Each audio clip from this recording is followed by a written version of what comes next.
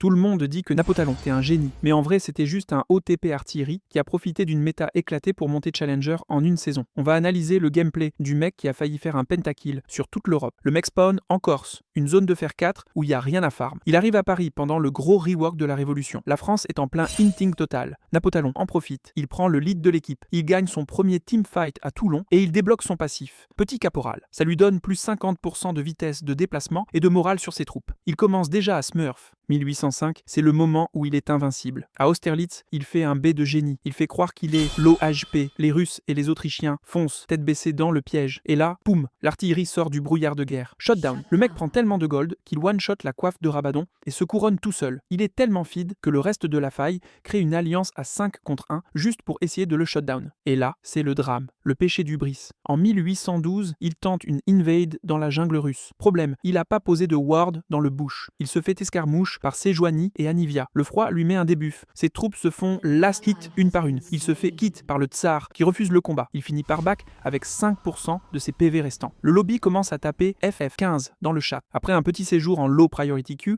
il revient pour un dernier run, les 100 jours. Il arrive à Waterloo, il tente un dernier combo flashé, mais son jungler, Grucci, est AFK dans la forêt. Les Prussiens font un gang par la river. Napotalon n'a plus de flash, plus d'ulti. C'est le Nexus qui explose. Ban définitif à Sainte-Évelyne. Ratio final, 20 victoires, une défaite. Un bon win rate, mais un mauvais finish.